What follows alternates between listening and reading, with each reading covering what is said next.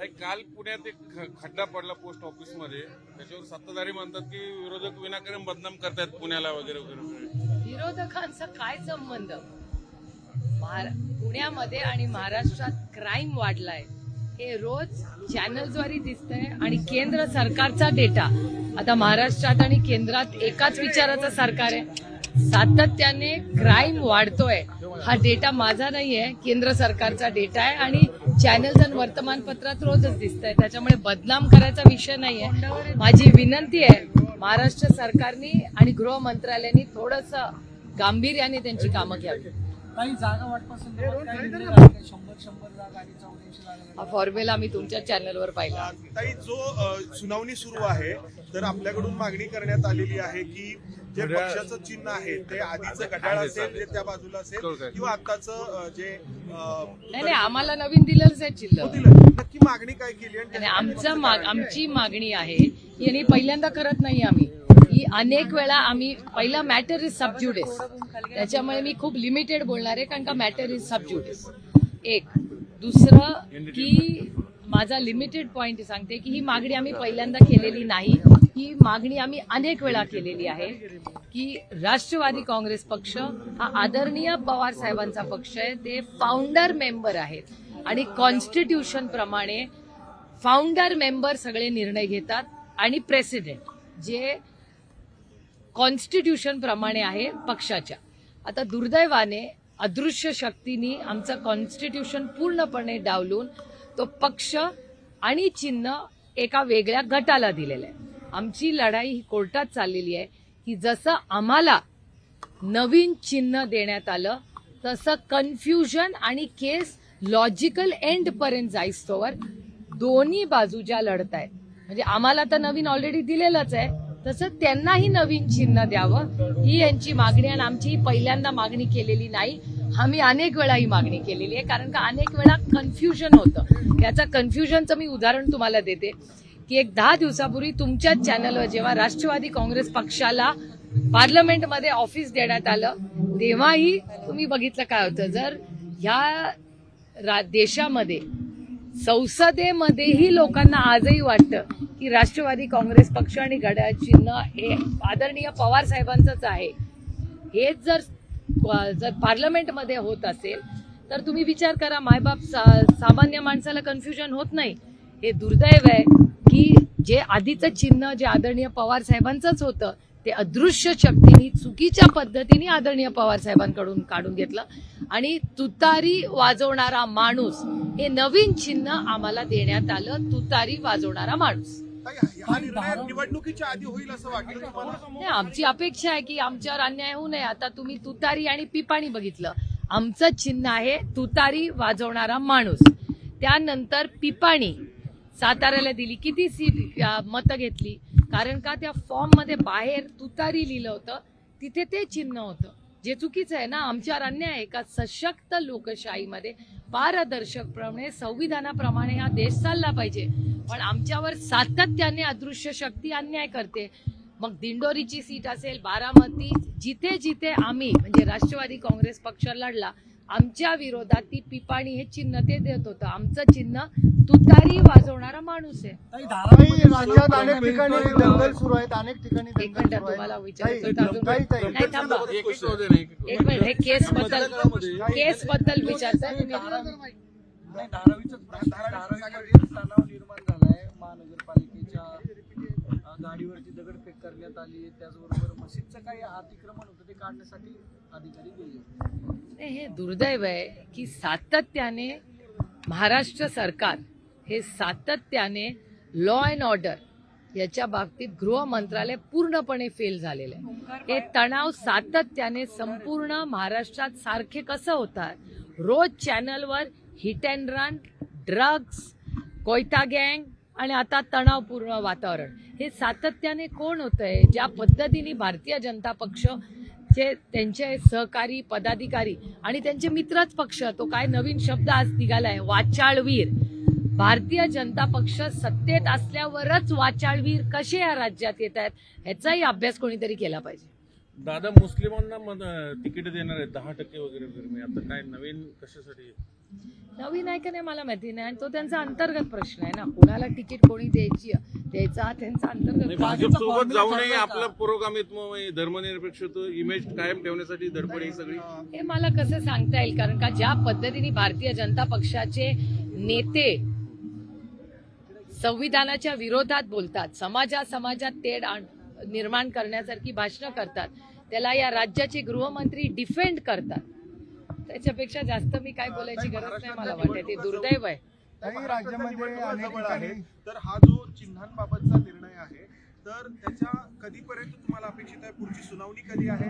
पुढची सुनावणी बुधवारी आहे. उद्धव ठाकरेंच्या बाबतीत देखील हेच आहे. बुधवारी पुन्हा केस बुधवारी आहे. नाही, मनोज जरांगे उपोषणाला बसले. उद्यापासून वेगवेगळ्या जिल्ह्यात महाराष्ट्र बंदचे हाक देण्यात आले आणि तिथंच ओबीसीचे सुद्धा काही कार्यकर्ते उपोषणाला बसले. पुन्हा एकदा जातीय तणाव विधानसभेच्या निवडणुकीच्या तोंडावर होतोय असं वाटत नाही का? महाराष्ट्र सरकारचं अपयश आहे. महाराष्ट्र सरकारने मराठा, धनगर, लिंगायत, मुस्लिम आणि भटक्या विमुक्त समाजांना आरक्षण देऊ असा शब्द हा महाराष्ट्र सरकारने दिलेला, तुमच्या चॅनल्सवर राज्यानेही देशाने पाहिलेला आहे, आणि त्याला कॉन्स्टिट्यूशन अमेंडमेंटची गरज आहे. कॉन्स्टिट्यूशन अमेंडमेंट करण्यासाठी प्रस्ताव राज्यातून देशात गेला पाहिजे पार्लमेंटला. पार्लमेंटमध्ये बाकीची राज्य, अनेक राज्यांची बिलं मी पार्लमेंटमध्ये लोकसभेत मतदान सरकारच्या बाजूनी केलंय जेव्हा आरक्षणाच्या मागण्या आलेल्या आहेत. मग महाराष्ट्र सरकारचा प्रस्ताव काय येत नाहीये पार्लमेंटमध्ये, याचं उत्तर कोणीतरी आम्हाला द्यावं.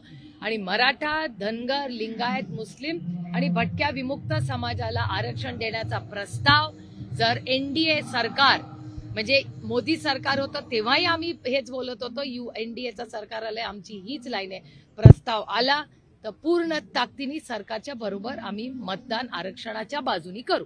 ताई, पुण्यामध्ये खूप सगळे खड्डे आहेत. झालंय असं की राष्ट्रपती 2 आणि 3 तारखेला पुण्यात होत्या, त्यांच्या ताफ्याला त्यांना या खड्ड्यांचा त्रास झाला असं पत्र पुणे पोलिसांनी पुण्याच्या महापालिका आयुक्तांना लिहिलंय. पार्श्वभूमी अशी आहे की 26 तारखेला देशाचे पंतप्रधान पुण्यात आहेत आणि त्या निमित्ताने तरी हे खड्डे बुजवण्यात यावेत अशी मागणी पोलीस महापालिकेला करतायत. आणि हे खड्डे आणि त्यामुळे होणारी वाहतूक कोंडी संपूर्ण शहरामध्ये पाहायला मिळते. मला काही आश्चर्य वाटत नाही, कारण का ज्या पद्धतीने, म्हणजे हा खरं तर रोहितनी शब्द आणलाय महाराष्ट्रात आणि आता तो व्यवस्थित चिकटतोय सगळीकडे. मी बोलत पण नाही तो शब्द, पण तुमच्या सगळ्यांची परवानगी, दिलगिरी घेऊन, माफी मागून मी हा शब्द वापरते की मलिदा गँग. हे खूप दुर्दैव आहे. मला वेदना होतात हा शब्द वापरताना, कारण का मी साधारण असे शब्द वापरत नाही, बोलत नाही, पण खूप वाईट वाटतं असं बोलताना की ही मलिदा गँग. म्हणजे काल तर मी धक्कादायक, मला एक व्हिडिओ कोणीतरी पाठवला, मला वाटलं तो AI होता. मी फोन केला की अहो नका ट्विट करू नका, खोटा व्हिडिओ आहे. म्हणजे मला खरंच वाटत नाही. माझी मुलं लहान असताना कार्टून नेटवर्कमध्ये अशा गोष्टी मी पाहायचे की एक अख्खा ट्रकच हा असा गायब होतो. या कार्टून नेटवर्क मधल्या गोष्टी वास्तव व्हायला लागले पुण्यामध्ये तुमच्या आणि माझ्या. तिथे लकी आपण आहोत, भाग्यवान आहोत की त्याच्यात कोणी नव्हतं. एखादी तिथे स्कूल बस असती, आपल्यापैकी कोणी असतं, कोणी असू शकत होतं. तिथे एक बस असती ज्याच्यात 100 लोक कष्ट करण्यासाठी पब्लिक ट्रान्सपोर्ट घेतात. काय केलं असतं, त्याला जबाबदार कोण आहे, याची इन्क्वायरी झाली पाहिजे. आणि मी मागणी केली आहे महाराष्ट्र सरकार आणि मुख्यमंत्र्यांना की याची पारदर्शकपणे इन्क्वायरी झाली पाहिजे. आणि तुमच्याकडून होत नसेल तर ते CBI, एरवी ED CBI वापरताना मग घ्या ना या गोष्टींसाठी. ही घटना घडल्यावर सुद्धा क्रेन यायला 4 तास लागले त्या ठिकाणी. द पॉइंट इज, घटना झालीच कशी? एवढा मोठा ट्रक हो, टाचणी नाहीये ती, ट्रक आहे एवढा मोठा. ताई, आता मुरलीधर मोहोळ म्हणले की हा सगळा विरोधकांचा डाव आहे, कुठल्या प्रकारचं राजकारण? काय ट्रक गिळणं, रस्ता म्हणजे काय म्हणतात त्याला, रस्ता असा एकदम खचला आणि त्याच्यात पुरा ट्रक गिळणं, हे पण विरोधकांचं टॅलेंट आहे. वा, म्हणजे आमच्या टॅलेंटची जात दिली पाहिजे. मला आश्चर्य वाटतंय की केंद्राच्या मंत्र्यांनी असं स्टेटमेंट केलंय. धक्काधक्क. सुनील देवधर नावाचे ग्रस्त म्हणतायत राज्यात जर महाविकास आघाडीचं सरकार आलं तर तिकडले लाडू सारखे पुणे महाराष्ट्रात पंढरपूर शिर्डीला वगैरे वगैरे. लोकशाही आहे, त्यांच्या काहीही बोलायचा त्यांना अधिकार आहे. आणि आमच्या विरोधात एरवी भ्रष्टाचार असे वगैरे आरोप द्यायचे. आता भ्रष्टाचाराचे आरोप भारतीय जनता पक्ष कुठल्या तोंडाने आमच्यावर करणार? त्याच्यामुळे आता आमच्या विरोधात बोलायला काहीच राहिलं नाही, म्हणून येईल. जागा वाटपा संदर्भात काय निर्णय झालाय का? आज उद्यामध्ये होईल. इलेक्शन खडकवासला 4 जण इच्छुक आहेत. पाठीमागे 4 आहेत नाही, आपले. 9 आहे. किती आहेत? 9 फॉर्म आले. 9. आणि काँग्रेसचे आणि शिवसेनेचे वेगळे. पक्षचिन्हांची जी मागणी आहे थोडं हिंदीमध्ये अब ये पूछना चाह रहा था कि इलेक्शन कमीशन के पास एग्जैक्टली आपने डिमांड क्या इलेक्शन कमीशन में हम सुप्रीम कोर्ट में हैं. सुप्रीम कोर्ट में एग्जैक्टली आपने डिमांड क्या किया है? हमारी डिमांड ऐसी है कि बहुत कंफ्यूजन हो रहा है. जिस तरह हमें एक नया चिन्ह दिया गया है उस तरह से ही ये कंफ्यूजन कम करने के लिए जब तक क्लैरिटी नहीं आए उनको भी एक नया सिंबल दिया जाए. हमें तुतारी बजाने वाला जो आदमी है वो सिंबल हमें दिया है जो नया है, उसी तरह उन्हें भी एक नया सिंबल दिया जाए. और ये मांग पहली बार नहीं के बहुत बार ये मांग हम कर चुके हैं. समजा गड्ड्या त्यांचं काढून घेतलं तर आपण क्लेम करणार का पुन्हा काय? बघूया ना, केस तो उद्या ना, घाई बात कशाला ये है कि सुप्रीम कोर्ट के पास अब इससे पहले भी गई थी, लेकिन इलेक्शन कमीशन जो इसमें फाइनल डिसीजन दे रहा है that is contradictory what you are demanding right now. No, clearly because injustice was done to us in the thing. We are fighting in Supreme Court because injustice was done to us and not to me, to Sharad Pawar, who's the founder and the president. Please read the constitution of the NCP. Party decides. Please, I reiterate, read the constitution of NCP.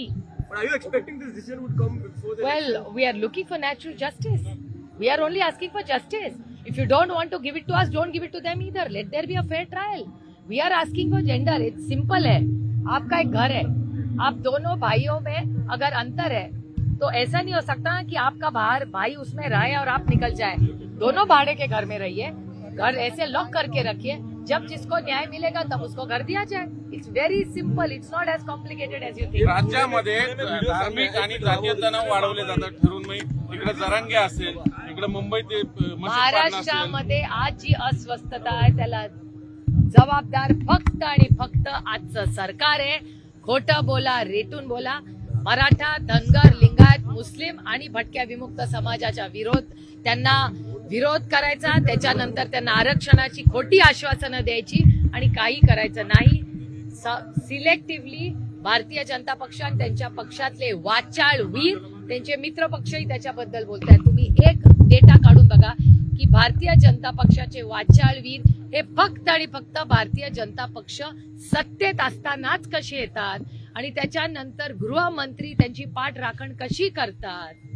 हे दुर्दैव आहे की भारतीय जनता पक्षाला महाराष्ट्रामध्ये विकास तर झालाच नाही, घर फोडा, पक्ष फोडा, त्याच्यातूनही महाराष्ट्राने त्यांना रिजेक्ट केलंय.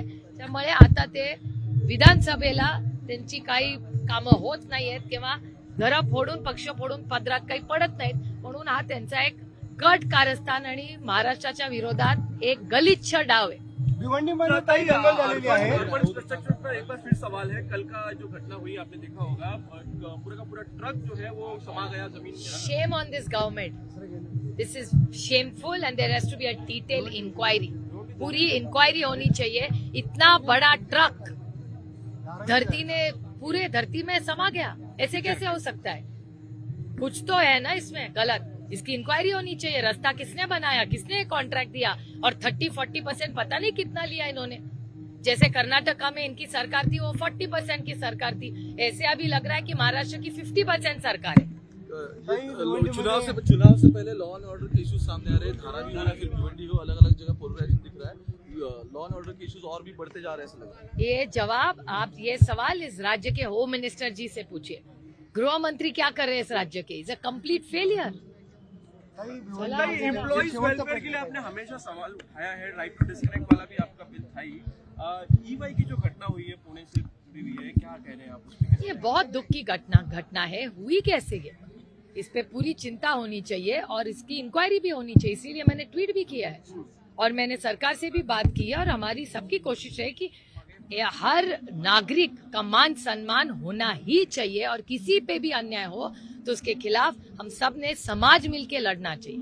हर चीज में राजनीति लाना गलत है, लेकिन भारतीय जनता पार्टी और उसके मित्र पक्ष घर फोड़ो और पार्टियां फोड़ो इतने व्यस्त है उसमें, इनके विकास के लिए टाइम ही नहीं है उनको. यापूर्वी भाजपात देवेंद्र फडणवीसांना फ्री हँड असायचं जागेवर सगळे 2-3 मंत्री यांचा साधा सगळे ते काय होतं, फडणवीसवर अन्याय होतं का? हा भारतीय जनता पक्षाचा अंतर्गत प्रश्न आहे ना. आता देवेंद्रजींचा मान सन्मान होतो का नाही हा मला कसं कळणार? हा प्रश्न तुम्ही भारतीय जनता पक्ष आणि त्यांच्या मित्र पक्षांना विचारला पाहिजे.